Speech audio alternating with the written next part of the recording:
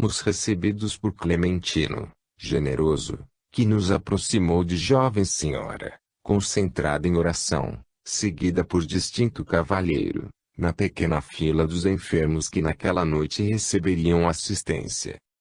Afagando-lhe a cabeça, o supervisor notificou: favoreceremos a manifestação de um feliz companheiro que é vampiriza, não somente com o objetivo de socorrê-lo, mas também com o propósito de estudarmos alguma coisa, com respeito ao sonambulismo torturado. Observei a dama, ainda muito moça, inclinada para o homem irrepreensivelmente trajado que a amparava de perto. O mentor do recinto afastou-se em tarefa de governança, mas Aulus tomou-lhe o lugar, passando a esclarecer-nos com a bondade que lhe era característica. Indicando-nos o casal, informou: são ambos marido e mulher num enlace de provação redentora. A essa altura, porém, os guardas espirituais permitiram o acesso do infortunado amigo. Achamo-nos positivamente frente a frente com um louco desencarnado. Perispírito denso, trazida todos os estigmas da alienação mental, indiscutível. Olhar turvo, fisionomia congesta, indisfarçável inquietação. A presença dele inspiraria repugnância e terror aos menos afeitos enfermagem. Além da cabeça ferida, mostrava extensa úlcera na garganta. Precipitou-se para a jovem doente, à maneira de um grande felino sobre a presa. A simpática senhora começou a gritar, transfigurada. Não se afastara espiritualmente do corpo.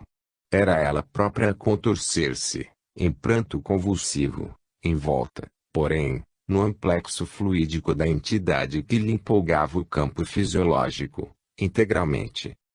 Lágrimas quentes lhe corriam dos olhos semicerrados, o organismo relaxmatroque e a respiração se tornara sibilante e opressa. Tentava falar, contudo a voz era um assobio desagradável. As cordas vocais revelavam-se incapazes de articular qualquer frase inteligível. Raul, sob o comando de Clementino, abeirou-se da dupla em aflitivo reencontro e aplicou energias magnéticas sobre o tórax da médium, que conseguiu expressar-se em clamores roufenhos. Filha desnaturada. Criminosa. Criminosa. Nada te salva. Descerás comigo às trevas para que me partilhes a dor. Não quero socorro. Quero estar contigo para que estejas comigo. Não te perdoarei, não te perdoarei. E, do pranto convulso, passava incompreensivelmente a gargalhadas de vingador. Agora, não podíamos saber se estávamos à frente de uma vítima que se lastimava ou de um palhaço que escarnecia. A justiça está em mim, prosseguia bradando por entre silvos. Sou o advogado de minha própria causa. E a desforra é o meu único recurso. Ante as nossas primeiras perguntas, Aulus acentuou. É um caso doloroso como o de milhares de criaturas. Vê-se bem, aduziu Hilário, sob forte impressão, que é a nossa própria irmã quem fala e gesticula. Sim, aprovou o assistente, entretanto, encontra-se mantada ao companheiro espiritual, cérebro a cérebro. Designando a garganta da médium, repentinamente avermelhada e entumecida, Aulus continuou. Nesta hora, tem a glote dominada por perturbação momentânea. Não consegue exprimir-se senão em voz rouquenha, quebrando as palavras. Isso porque o nosso irmão torturado, ao qual se liga pelos laços mais íntimos, lhe transmite as próprias sensações, compelindo a copiar-lhe o modo de ser. Tão entranhada se revela a associação de ambos, alegou Hilário, que sou levado a indagar de mim mesmo se na vida comum não serão eles, a bem dizer, duas almas num só corpo, assim como duas plantas distintas uma da outra se desenvolverem num vaso único. Na experiência diária, vulgar, não será nossa irmã constantemente influenciada, de maneira positiva, embora indireta, pelo companheiro que a obsidia. Você examina o assunto com acertado critério.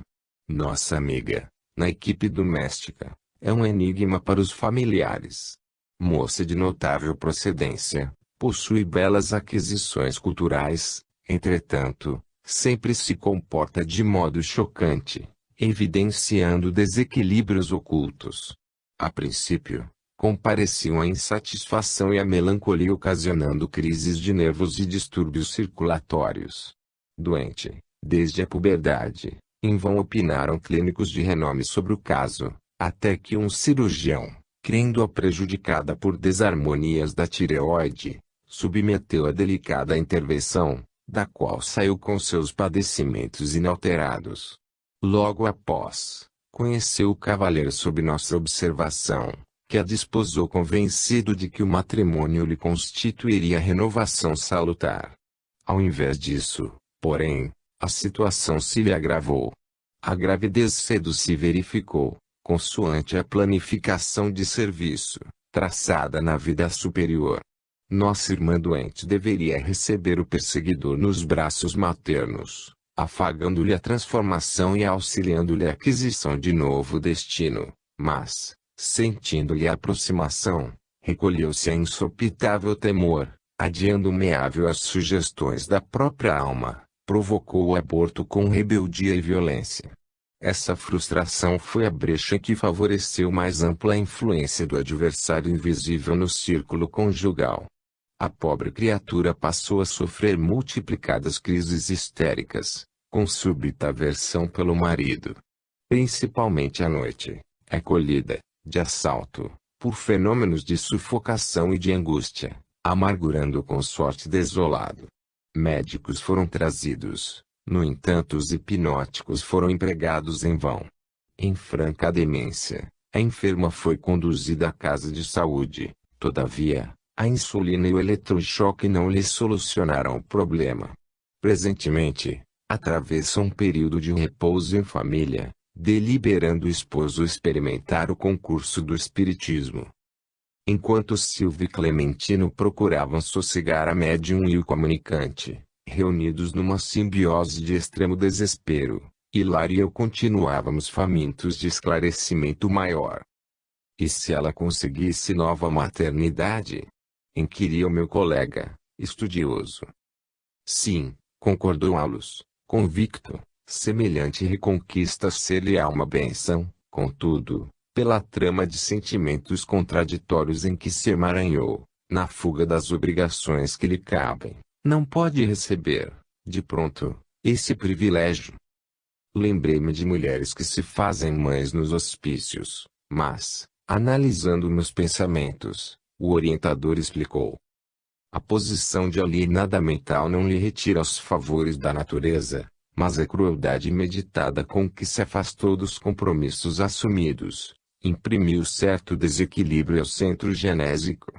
Nossas defecções mais íntimas, embora desconhecidas dos outros, prejudicam-nos o veículo sutil e não podemos trair o tempo nas reparações necessárias, ainda mesmo quando o remorso nos ajude a restaurar as boas intenções. A perfeita entrusagem dos elementos psicofísicos filia-se à mente. A vida corpórea é a síntese das irradiações da alma. Não há órgãos em harmonia sem pensamentos equilibrados, como não há ordem sem inteligência. O serviço de socorro espiritual, porém, continuava inquietante. A entidade vingadora, jungida a médium, demorava-se contida pelos assessores de Clementino, ao passo que a moça, refletindo-lhe as emoções e os impulsos, tinha o peito arfante e gemia em soluços. Para mim não há recurso. Sou um renegado, perdoa, meu irmão, e o caminho ser-te-á renovado, dizia Raul, com inflexão de amor. Desculpando, somos desculpados. Todos temos dívidas. Não se inclinará, porventura, ao auxílio para que seja igualmente ajudado. Não posso, chorava infeliz.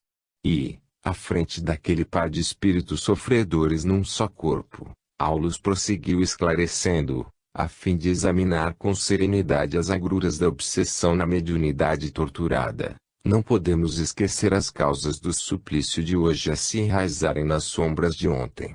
Os templos espíritas vivem repletos de dramas comoventes, que se prendem ao passado remoto e próximo. Apontando o casal com a destra, continuou: o esposo de agora foi no pretérito um companheiro nocivo para nossa irmã obsidiada, induzindo a envenenar o pai adotivo, hoje metamorfoseado no verdugo que a persegue. Herdeira de considerável fortuna, com testamento garantido, em sua condição de filha adotiva e única, viu que o velho tutor pretendia alterar decisões. Isso aconteceu em aristocrática mansão do século que passou. O viúvo abastado, que a criara com desvelado carinho, não concordou com a escolha feita. O moço não lhe agradava. Parecia mais interessado em pilhar-lhe as finanças que em fazer a felicidade da jovem desprevenida e insensata. Procurou, então, subtraí-la à influência do noivo, verificando que debalde lhes buscava a separação. Indignado, mobilizava medidas legais para deserdá-la, quando o rapaz, explorando a paixão de que a moça se via possuída, induziu a eliminá-lo, através de entorpecentes contínuos. Anulando o velhinho, por 2 semanas de falsa medicação, o serviço da morte foi completado por diminuta dose de corrosivo. Fim do ligeiro período de luto, a jovem herdeira enriqueceu o marido ao casar-se, contudo, em pouco tempo, viu-se presa de aflitivas desilusões, porque o esposo depressa se revelou jogador inveterado e libertino confesso, relegando-a à profunda miséria moral e física. Não lhe bastou esse gênero de aniquilamento gradativo. O tutor desencanado imantou-se a ela, com desvairada fome de vingança, submetendo-a a horríveis tormentos íntimos. Em verdade, o parricídio permaneceu ignorado na terra, mas foi registrado nos tribunais divinos e longo trabalho expiatório vem sendo levado a efeito, porquanto, ainda aqui, estamos observando esse trio de consciências entrelaçadas nos fios dilacerantes da provação redentora. O infortunado perseguidor recolhia afetuosas admoestações de Raul Silva e, depois de breve intervalo, o assistente continuou. Como vemos, a tragédia de nossa irmã enferma vem de longe. Nos planos inferiores da vida espiritual, vagueou por muito tempo na faixa de ódio da vítima que se lhe fez vingativo credor e, na atualidade, em nova etapa de luta, tem o pensamento enovelado dele. Atravessou a infância e a puberdade, experimentado e o assédio à distância, todavia, quando o inimigo de outrora reapareceu na condição de marido atual, com a tarefa de ajudar a companheira e reeducá-la, e fraquejando nossa amiga nos primeiros tentames da responsabilidade maternal, o obsessor aproveitou-se do ascendente magnético sobre a pobrezinha, golpeando-lhe o equilíbrio. Sensibilizados com o quadro de justiça a desdobrar-se sob nossos olhos, não conseguíamos fugir à indagação para melhor fixar ensinamentos. Fixando a atenção no esposo da vítima, que a amparava carinhosamente, Hilário considerou: com que, então, nosso amigo tem o seu débito a saldar para com a mulher doente. Sem dúvida, confirmou Luz com grave entono, o poder divino não nos aproxima uns dos outros sem fins justos. No matrimônio, no lar ou no círculo de serviço, somos procurados por nossas afinidades, de modo a satisfazer aos imperativos da lei de amor, seja na ampliação do bem, ou no resgate de nossas dívidas, resultantes do nosso deliberado contacto com o mal. Nossa irmã sofre os efeitos do parricídio a que se entregou pelo anseio de desfrutar prazeres que lhe desajustaram o plano consciencial, e o amigo que lhe inspirou a ação deplorável é agora chamado a ajudá-la na restauração imprescindível. Estudando a Mediunidade, Pag. 81, 20ª ed., Martins Peralva. O capítulo Sonambulismo Torturado, que nos forneceu ensejo ao estudo do vampirismo, é rico em observações relativas aos variados processos de resgates, os quais se expressam no mundo à maneira de complexos distúrbios mediúnicos. Fixemos o gráfico base da análise do assunto. Protagonistas: devedores diretos e devedores indiretos, cúmplices. processos de auxílio magnéticos, verbais, doutrinação fraterna, e vibracionais, prece e concentração. Benefícios dispensados pelo amparo dos centros. O perseguidor sentirá a necessidade de perdoar, para melhorar-se. O devedor direto será compelido a fortalecer-se e, perdoando, recuperar-se. O devedor indireto sentirá a necessidade da meditação, da calma, da paciência e cooperação, para, reajustando-se, ter paz e felicidade.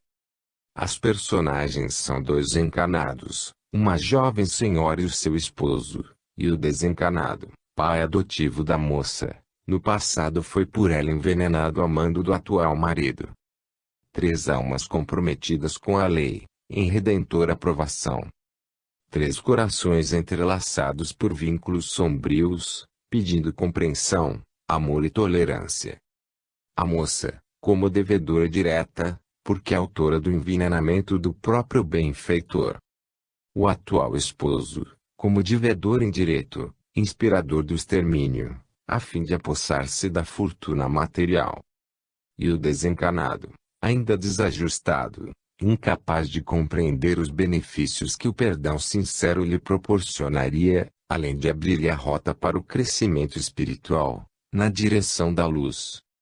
Trata-se, sem dúvida, de complexo drama, onde o cúmplice de ontem recebe hoje, na condição de esposa, a noiva do passado, por ele convertida em criminosa vulgar, a fim de ajudá-la a reajustar-se, curando a desarmonia que a sua ambição lhe gerou na mente invigilante. A lei, esta lei cujo mecanismo ainda ignoramos quase que totalmente, incumbiu-se de promover o reencontro das três almas necessitadas de carinho. Certa vez ouvimos um confrade afirmar que nós, os espíritas, somos os milionários da felicidade. Quanta verdade nesta afirmativa! Efetivamente somos bilionários da felicidade porque o nosso espírito se enriquece, incessantemente, de novos conhecimentos que a espiritualidade bondosamente nos revela, através da psicografia ostensiva e da pena inspirada dos escritores sensitivos. O Espiritismo nos ensina que a maioria dos lares terrestres se constitui de casamentos provacionais. Antigos desafetos que se reúnem, respirando no mesmo teto, para a dissipação do rancor.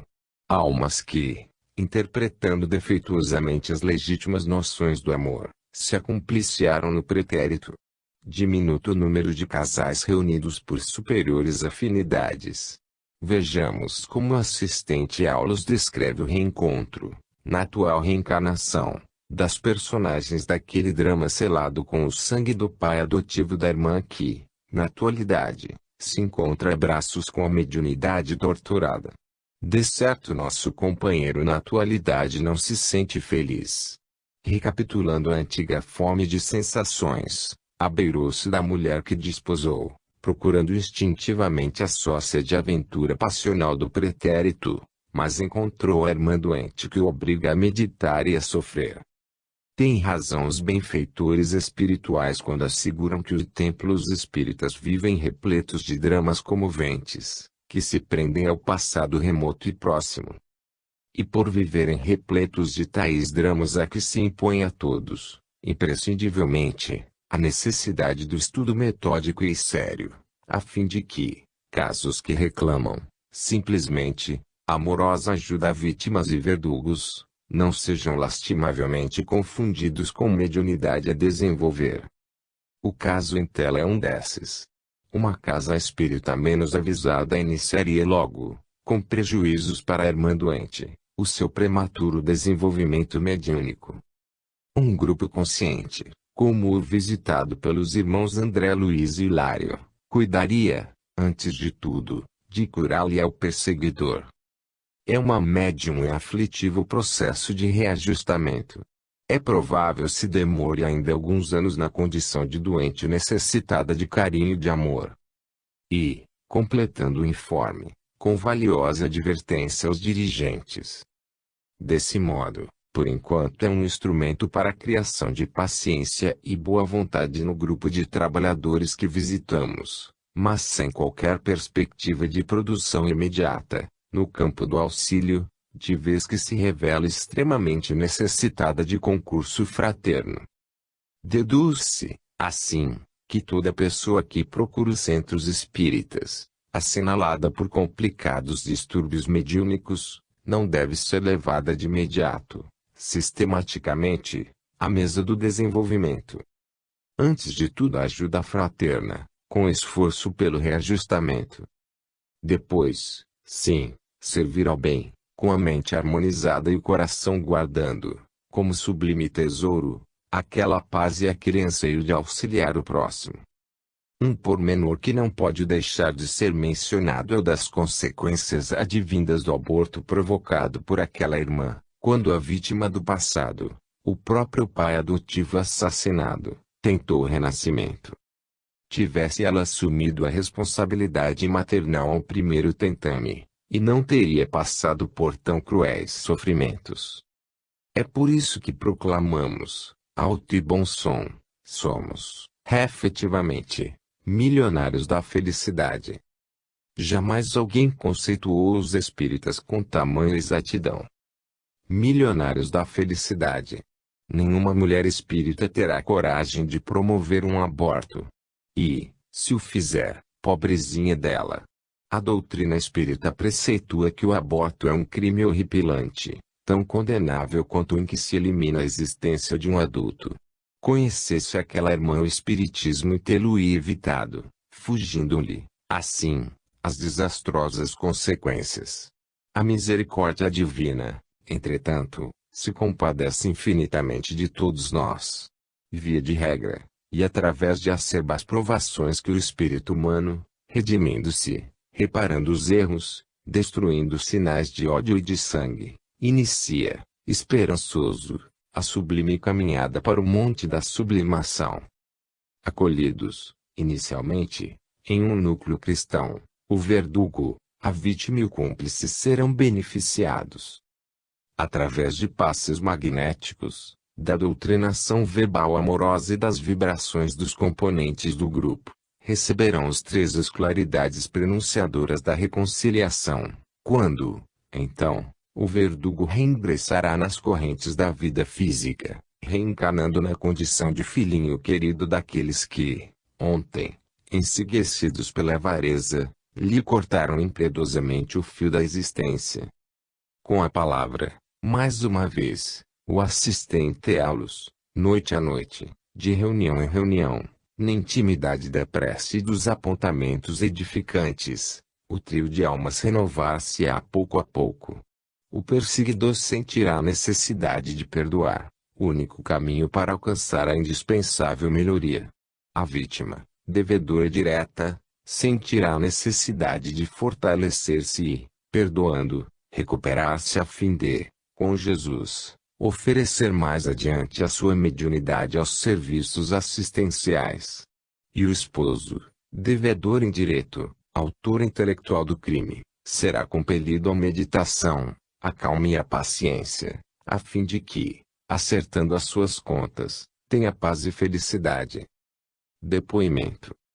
CN, 38 anos, solteira, bióloga com doutorado em conhecida universidade norte-americana. Aos 14 anos, durante uma aula de educação física, sentiu algo se movimentando em seu ventre um pouco inchado por atrasos na menstruação. Exames revelaram gravidez de 5 meses, resultante de uma única relação.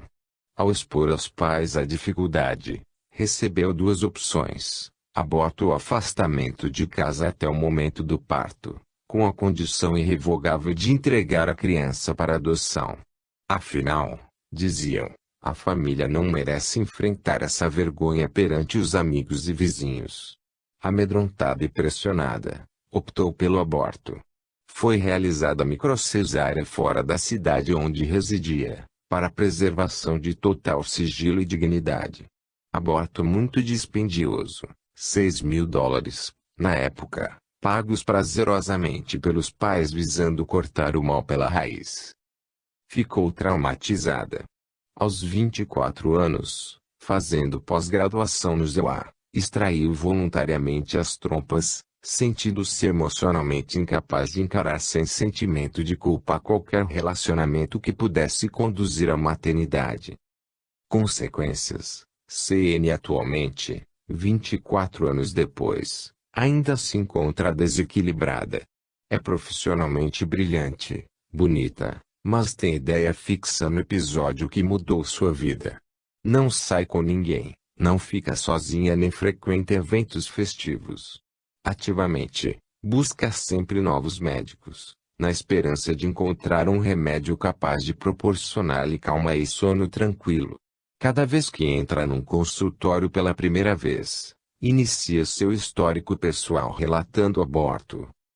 Os pais, tão empenhados em induzi-la a optar pelo abortamento e patrocinadores da infeliz ocorrência, não tiveram netos. O filho, irmão de C 2 anos mais novo, revelou-se estéril. Enfermidades irreversíveis na próxima encarnação. De Sexo e Evolução, Pag. 261, segunda ed. Walter Barcelos. Para a mulher que pratica o aborto, injustificadamente, os sofrimentos continuarão na próxima encarnação, através dos desequilíbrios psíquicos diversos, enfermidades do útero e a grande frustração pela impossibilidade de gerar filhos. Mesmo a mulher que pratica o aborto, após já ter concebido o primeiro ou o segundo filho, receberá, na próxima encarnação, os sintomas perturbatórios de seu crime, justamente depois do primeiro ou do segundo filho, período exato em que praticou o aborto na existência anterior. Diversos problemas que sofrem hoje as mulheres no exercício da maternidade têm suas causas profundas nos deslizes do passado, que hoje surgem no corpo físico como reflexo positivo da desorganização perispirítica. Em razão disso, nem sempre a mulher recupera a saúde, afetada por esses transtornos, somente com o uso de medicamentos e hábeis cirurgias da medicina terrestre, pois há que resgatar em si mesma, à custa de muitos sofrimentos, suportados com fé e abnegação, os crimes do ontem, para aprender a valorizar, respeitar e amparar a vida dos filhos que Deus temporariamente lhe entrega nas mãos. 3 outras consequências posteriores à prática de abono. De Genética e Espiritismo, Pag. 21, segunda ed. Feb. Eurípides School. Barrigas de aluguel. Fundamental, as chamadas mães de aluguel, considerar que entre mãe e filho, na gestação, há simbiose fluídica, interligando os dois espíritos envolvidos no processo. Que as mulheres dispostas a essa atividade reflitam bem nesses ensinamentos, entendendo que a maternidade, dentro de uma união de amor, ou de fraternidade, é sublime, enquanto que o aluguel do útero não passa de um acordo comercial, de início equivocado, pois não há lei do inquilinato na natureza. Bebê de proveta. De Genética e Espiritismo, Pag. 20, segunda ed. Feb. Eurípides School. Diante do que acima citamos, o bebê de proveta arremessa os envolvidos terrenos, geneticistas e pais, na fecundação assistida, a graves responsabilidades, porquanto, se dispomos na terra dos recursos técnicos, falta-nos o componente espiritual que vincule e consolida o processo ao mérito espiritual. Indispensável bom senso e apoio evangélico. As mulheres que se tornarem mães por esse processo, provavelmente terão sido aqueles espíritos que em vidas passadas não tiveram o devido zelo com o dom da maternidade. O atual impedimento, aliado ao desejo ardente de agora ser mãe, além do êxito genético, via proveta, parece indicar que o resgate se cumpriu e que prosperou o ensinamento da valorização da maternidade. Incubadeiras artificiais. De Genética e Espiritismo, Pag. 21, segunda ed. Feb. Eurípides School. As chamadas incubadeiras artificiais, tal como vaticinava Aldous Huxley no seu já citado Admirável Mundo Novo, suprimiriam a interpenetração fluídica entre gestante e feto, Como esclarece o Espírito Emmanuel a questão 32 de Consolador? Pensamos que, se a ciência conseguir realizar uma gestação em aparelhos, e provavelmente conseguirá, ali estarão presentes tão somente os dispositivos de leis físicas. Como a reencarnação se dirige do espiritual para o material, o resultado poderá ser aquilo que em o Livro dos Espíritos é consignado como corpo sem alma, questão 136b. O tema é polêmico, mesmo antes de ocorrer. 11. Cúmplices do aborto. De Sexo e Evolução, pág. 262, 2 Indicador Ordinal Feminino ed. Feb. Walter Barcelos. Todos aqueles que induzem ou auxiliam a mulher na eliminação do nascituro possuem também a sua culpabilidade no ato criminoso. Maridos ou namorados que obrigam as esposas, médicos que estimulam e o realizam, enfermeiras e parteiras inconscientes. Para a justiça humana, não há crime, nem processo, nem punição, na maioria dos casos, mas para a justiça divina todos os envolvidos no ato criminoso sofrerão as consequências sombrias, imediatas ou a longo prazo, de acordo com o seu grau de culpabilidade. Emmanuel nos esclarece bem isso. O aborto oferece consequências dolorosas especiais para os pais? Resposta: os pais que cooperam nos delitos do aborto, tanto quanto os ginecologistas que o favorecem, vêm a sofrer os resultados da crueldade que praticam, atraindo sobre as próprias cabeças os sofrimentos e os desesperos das próprias vítimas, relegadas por eles aos percalços e sombras da vida espiritual de esferas inferiores. Vampiro. De Nosso Lar, pág. 168, 49ª ed. Feb. André Luiz, Espírito. Eram 21 horas. Ainda não havíamos descansado, senão em momentos de palestra rápida, necessária à solução de problemas espirituais. Aqui, um doente pedia alívio, ali, outro necessitava passes de reconforto. Quando fomos atender a 2 enfermos, no pavilhão 11, escutei gritaria próxima. Fiz instintivo movimento de aproximação, mas Narcisa deteve-me, atenciosa. Não prossiga, disse. Localizam-se ali os desequilibrados do sexo. O quadro seria extremamente doloroso para seus olhos. Guarde essa emoção para mais tarde. Não insisti. Entretanto, fervilhavam-me no cérebro mil interrogações. Abrira-se um mundo novo à minha pesquisa intelectual. Era indispensável recordar o conselho da genitora de Lisas, a cada momento, para não me desviar da obrigação justa. Logo após as 21 horas, chegou alguém dos fundos do enorme parque. Era um homenzinho de semblante singular, evidenciando a condição de trabalhador humilde. Narcisa recebeu com gentileza, perguntando: que há, Justino? Qual é a sua mensagem? O operário, que integrava o corpo de sentinelas das câmaras de retificação, respondeu, aflito: venho participar que uma infeliz mulher está pedindo socorro, no grande portão que dá para os campos de cultura. Creio tenha passado despercebida aos vigilantes das primeiras linhas. E por que não atendeu? Interrogou a enfermeira. O servidor fez um gesto de escrúpulo e explicou: segundo as ordens que nos regem, não pude fazê-lo, porque a pobrezinha está rodeada de pontos negros. Que me diz? Revidou Narcisa, assustada. Sim, senhora. Então, o caso é muito grave. Curioso, segui a enfermeira, através do campo enluarado. A distância não era pequena. Lado a lado, via-se o arvoredo tranquilo do parque muito extenso, agitado pelo vento carecioso. Havíamos percorrido mais de 1 quilômetro, quando atingimos a grande cancela a que se referira o trabalhador. Deparou-se-nos, então, a miserável figura da mulher que implorava socorro do outro lado. Nada vi, senão o vulto da infeliz, coberta de andrajos, rosto horrendo e pernas em chaga viva, mas Narcisa parecia divisar outros detalhes. imperceptíveis ao meu olhar, dado o assombro que estampou na fisionomia, ordinariamente calma.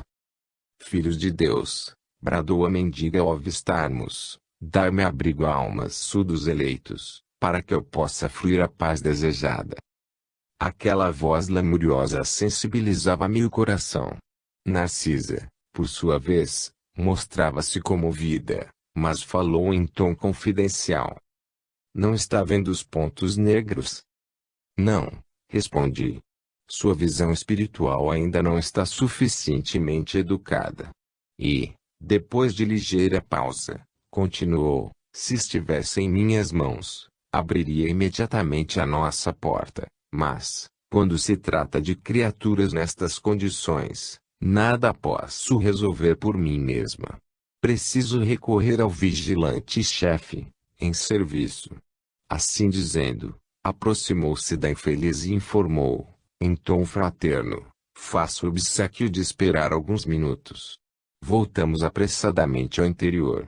Pela primeira vez, entrei em contato com o diretor das sentinelas das câmaras de retificação. Narcisa apresentou-me e notificou-lhe a ocorrência.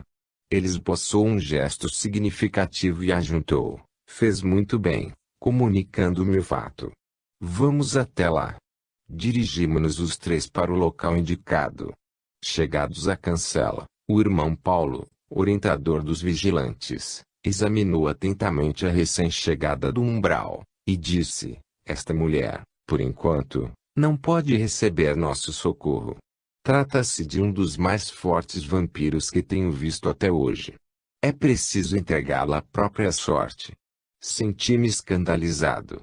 Não seria faltar aos deveres cristãos abandonar aquela sofredora ao azar do caminho. Narcisa, que me pareceu compartilhar da mesma impressão, adiantou-se suplicante, mas, irmão Paulo, não há um meio de acolhermos essa miserável criatura nas câmaras. Permitir essa providência, esclareceu ele, seria atrair minha função de vigilante. E indicando a mendiga que esperava a decisão, a gritar impaciente, exclamou para a enfermeira, já notou, Narcisa, alguma coisa além dos pontos negros? Agora, era minha instrutora de serviço que respondia negativamente. Pois vejo mais, respondeu o vigilante-chefe. Baixando o tom de voz, recomendou, conte as manchas pretas. Narcisa fixou o olhar na infeliz e respondeu, após alguns instantes, 58. O irmão Paulo, com a paciência dos que sabem esclarecer com amor, explicou, esses pontos escuros representam 58 crianças assassinadas ao nascerem. Em cada mancha vejo a imagem mental de uma criancinha aniquilada, umas por golpes esmagadores, outras por asfixia. Essa desventurada criatura foi profissional de ginecologia. A pretexto de aliviar consciências alheias, entregava-se a crimes nefandos, explorando a infelicidade de jovens inexperientes. A situação dela é pior que a dos suicidas e homicidas, que, por vezes, apresentam atenuantes de vulto. Recordei, assombrado, os processos da medicina, em que muitas vezes enxergara, de perto, a necessidade da eliminação de nasceturos para salvar o organismo materno, nas ocasiões perigosas, mas, lendo meu pensamento, o irmão Paulo acrescentou. Não falo aqui de providências legítimas, que constituem aspectos das provações redentoras. Refiro-me ao crime de assassinar os que começam a trajetória na experiência terrestre, com o direito sublime da vida. Demonstrando a sensibilidade das almas nobres, Narcisa rogou, irmão Paulo, também eu já errei muito no passado. Atendamos a esta desventurada.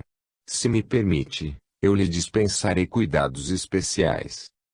Reconheço, minha amiga, respondeu o diretor da vigilância, impressionando pela sinceridade, que todos somos espíritos endividados. Entretanto, temos a nosso favor o reconhecimento das próprias fraquezas e a boa vontade de resgatar nossos débitos, mas esta criatura, por agora, nada deseja senão perturbar quem trabalha.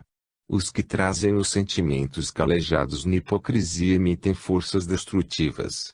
Para que nos serve aqui um serviço de vigilância? E, sorrindo expressivamente, exclamou: busquemos a prova. O vigilante-chefe aproximou-se, então, da pedinte e perguntou: que deseja a irmã, do nosso concurso fraterno? Socorro! Socorro! Socorro! Respondeu lacrimosa. Mas, minha amiga, ponderou acertadamente, é preciso sabermos aceitar o sofrimento retificador.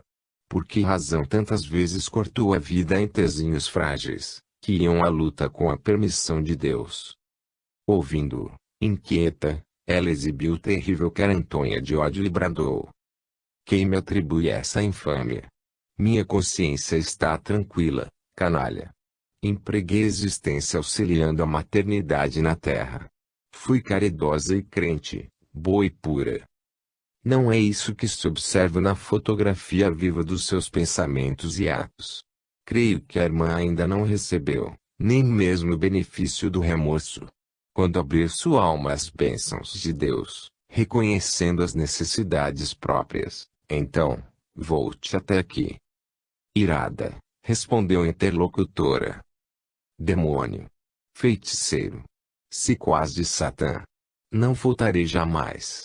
Estou esperando o céu que me prometeram e que espero encontrar. Assumindo atitude ainda mais firme, falou o vigilante-chefe com autoridade. Faça, então, o favor de retirar-se. Não temos aqui o céu que deseja. Estamos numa casa de trabalho, onde os doentes reconhecem o seu mal e tentam curar-se, junto de servidores de boa vontade. A mendiga objetou atrevidamente: não lhe pedi remédio, nem serviço. Estou procurando o paraíso que fiz por merecer, praticando boas obras.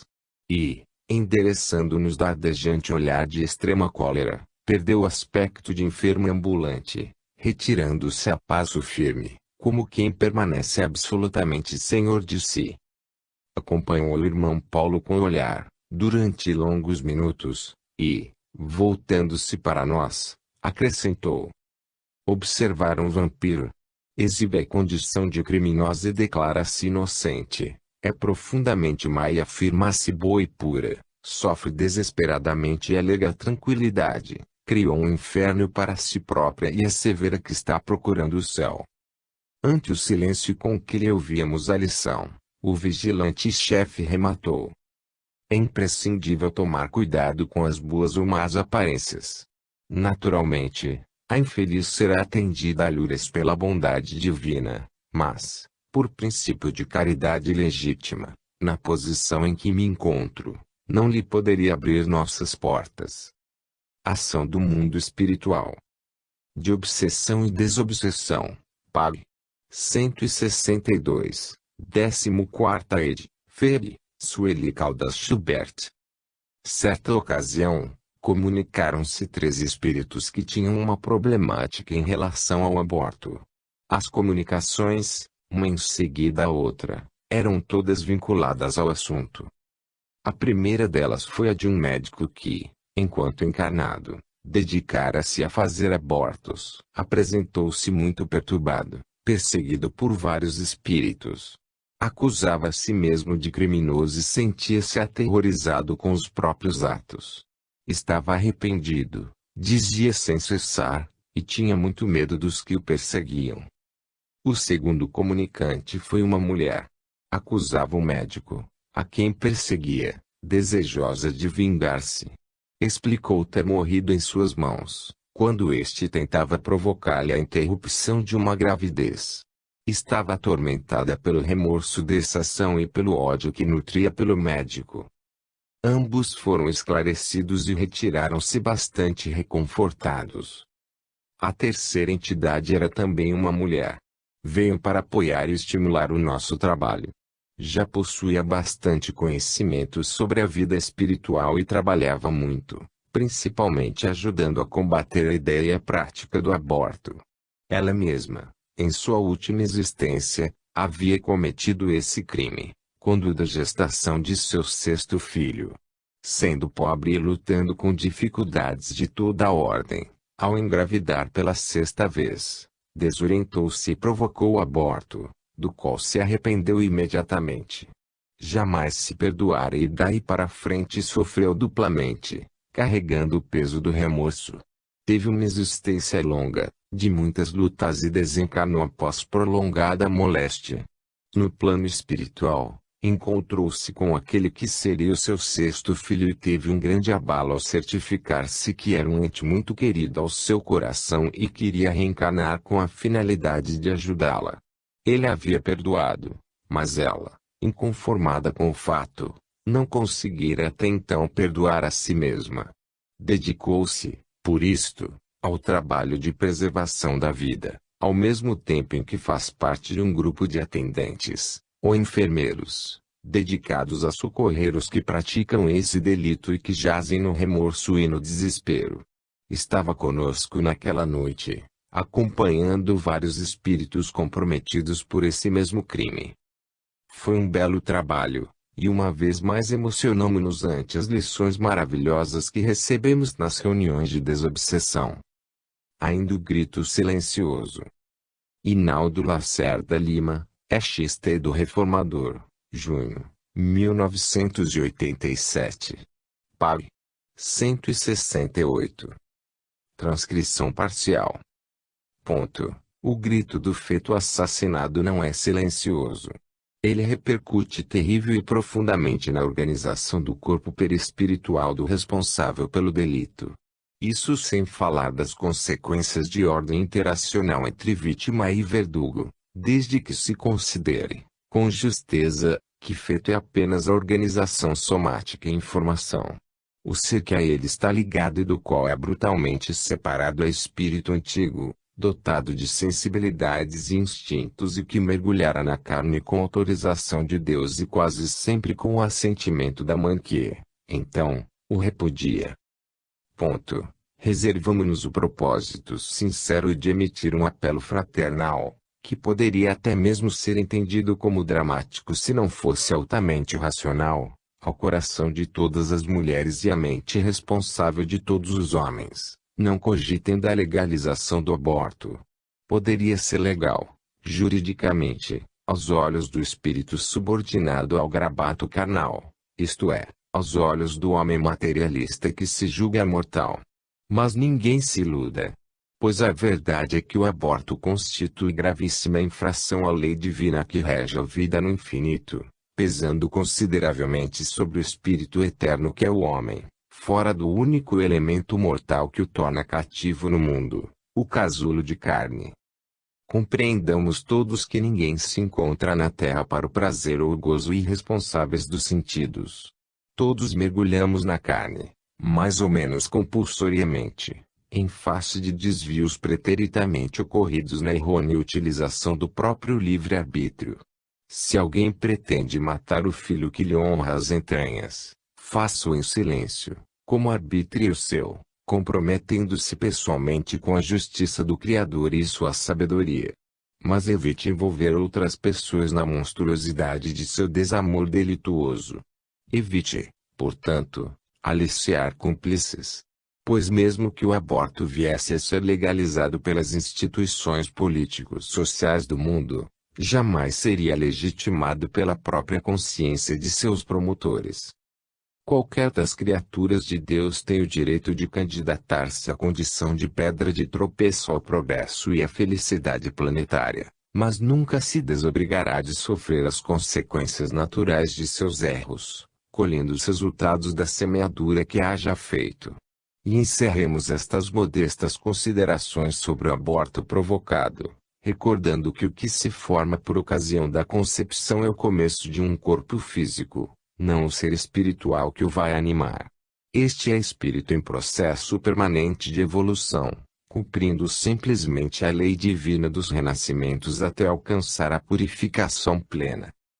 12. Reação dos espíritos vitimados. Mãezinha, não me mates novamente. Mensagem recebida na Biblioteca del Espírito, 11, Avenida 10 a 21, Zona 7, Castillo Lara, Guatemala, C.A. Lutei, trabalhei, empenhei-me para conseguir a autorização para renascer, e tu te comprometeste comigo e com Deus. Quanto me alegrei no dia em que tu, em espírito, ao lado de papai, aceitaste receber-me na intimidade de teu lar. Ansiava esquecer, desejava um novo corpo que me possibilitasse resgatar meus erros do passado. Planejava um futuro de luz. Em verdade, minha vida estaria marcada por provas e testemunhos redentores. Contudo, preparei-me confiando no teu amor. E, no momento em que mais necessitava de ti, me assassinaste. Por quê, mãezinha? Por quê? Quando me sentiste no santuário do teu ventre, trocaste de conduta e começaste a torturar-me. Teus pensamentos de revolta que ninguém ouvia, retumbavam em meus ouvidos incipientes, como gritos dilacerantes que me afligiam enormemente. Os cigarros que fumavas me intoxicavam muitas vezes. Teu nervosismo, fruto de tua inconformação, me resultavam em verdadeiras chicotadas. Quando decidiste abortar, ocorreu uma luta tremenda, tu querendo expulsar-me de teu ventre, e eu lutando por permanecer. Porque fechastes os ouvidos à voz da consciência que te pedia compaixão e serenidade. Porque anestesiaste os sentimentos, ao ponto de esqueceres que eu trazia um universo de bênção e de alegria para ti. Haveria de ser um filho obediente e amoroso. Trazia meios que iam amparar-te nos últimos anos de tua presença na terra. Todavia, tu não quiseste. Olha as consequências. Eu atormentado por não poder nascer, e tu enferma, triste e intranquila. Tua mente castigada pela aflição e teus sonhos povoados de pesadelos. Por que, mãezinha, por que não me deixaste renascer? É cedo, ainda, pensaste. Quero gozar a vida, passear, divertir-me, viajar. Os filhos, só depois. Todavia, nenhum filho chega no momento inadequado. As leis da vida são sábias e ninguém nasce por acaso. Porém, pelo grande amor que te tenho, estou pedindo para ti a misericórdia de Deus. Até me atrevi a interceder para que alcances a benção do reequilíbrio, para que, em futuro próximo, estejamos juntos, eu em teu ventre e tu, como sempre, em meu coração, eu alimentando-me de tua vitalidade e tu fortalecendo-te na grandeza de meus mais puros sentimentos. Mãezinha, por favor, não repitas teu ato premeditado. Quando sentires novamente alguém batendo na porta do teu coração, serei eu, o filho rejeitado, que voltou para viver e ajudar-te a ser feliz. Mãezinha, não te esqueças de 1999, não me abandones, não me expulses, não me mates novamente, necessito renascer. Vibrações de angústias do espírito reencarnante. Processo obsessivo da mãe criminosa. De Sexo e Evolução, Pag. 257, segunda ed. Feb. Walter Barcelos. Observamos que, no processo expiatório do aborto cruel, as consequências mais infelizes permanecerão sempre com a mulher, quando sua prática nasce de sua única decisão. O remorso virá, mais cedo ou mais tarde, cobrando o reajuste. E também as reações psíquicas negativas do espírito que deveria ser o futuro filho são resultantes quase que naturais, após o extermínio intrauterino. André Luiz assim descreve o estado íntimo do espírito frustrado em sua reencarnação. Isso ocorre não somente porque o remorso se lhe entranha no ser, a feição de víbora magnética, mas também porque assimilam, inevitavelmente, as vibrações de angústia e de desespero e, por vezes, de revolta e vingança dos espíritos que a lei lhes reservara para filhos do próprio sangue, na obra de restauração do destino. Retira-se violentamente o organismo fetal do ventre materno, eliminando a vida física, mas não se consegue destruir o espírito reencarnante, o qual, muitas vezes, permanece profundamente arraigado à tessitura perispirítica da frustrada mãe, provocando os desequilíbrios mentais e disfunções orgânicas as mais diversas. Não podendo extinguir-se a simbiose psíquica com a mesma brevidade com que se elimina a vida em gestação no ventre materno, sua natureza de permuta magnética muda-se totalmente, porque o espírito reencarnante transforma-se no seu mundo íntimo, que antes era de alegria e esperança, para as emoções traumatizadas de desapontamento, ódio e vingança, por não concordar com a destruição de seu organismo em formação.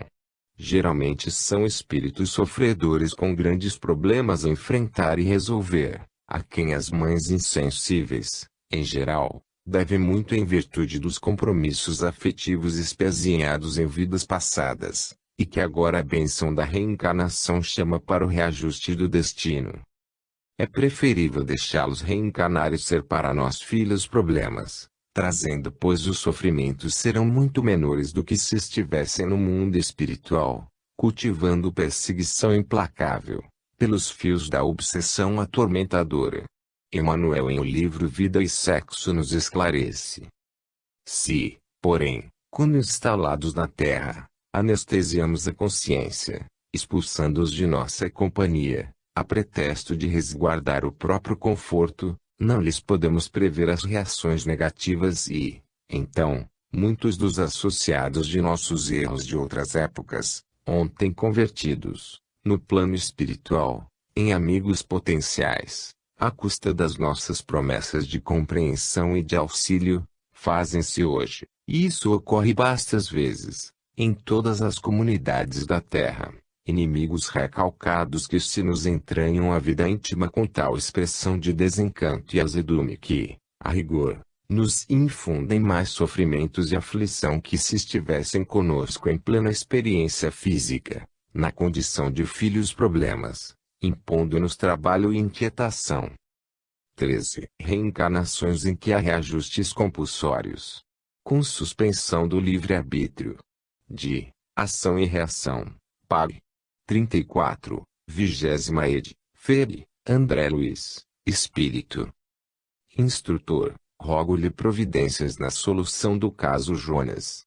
Recolhemos agora um recado de nossos irmãos, cientificando-nos de que a reencarnação dele talvez seja frustrada em definitivo. Pela primeira vez, notei que o dirigente da mansão mostrou intensa preocupação no olhar. Patenteando enorme surpresa, indagou do emissário. Em que consiste o obstáculo? Cecina, a futura mãezinha, sentindo-lhe os fluidos grosseiros, nega-se a recebê-lo. Estamos presenciando a 4ª tentativa de aborto, no 3º mês de gestação, e vimos fazendo o que é possível por mantê-la na dignidade maternal. Druso esboçou no semblante um sinal de serena firmeza e acentuou. É inútil. A jovem mãe aceitá-lo-á, segundo os compromissos dela própria. Além disso, precisamos da internação de Jonas, no corpo físico, pelo menos durante 7 anos terrestres. Tragam Cecina até aqui, ainda hoje, logo se entregue ao sono natural, para que possamos auxiliá-la com a necessária intervenção magnética. Outros elementos de serviço vinham chegando e, faminto de esclarecimentos, qual me achava, procurei um recanto próximo, em companhia do assistente Silas, a quem crivei de indagações em tom discreto, de modo a não perturbar o recinto. Quem eram aqueles funcionários? Seria justo que o diretor da casa fosse molestado, assim, com tantas consultas, quando os trabalhos de administração poderiam ser compreensivelmente subdivididos.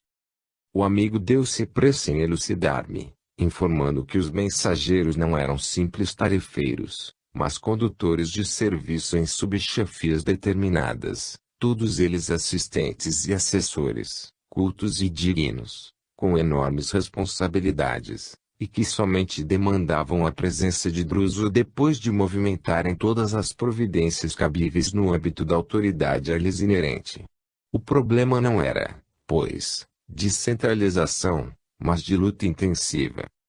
E aquele caso de reencarnação pendente? Ousei perguntar, respeitoso. a casa podia opinar com segurança na solução de semelhante assunto. O interpelado sorriu, benevolente, e respondeu: para que me faça compreendido, convém esclarecer que, se existem reencarnações ligadas aos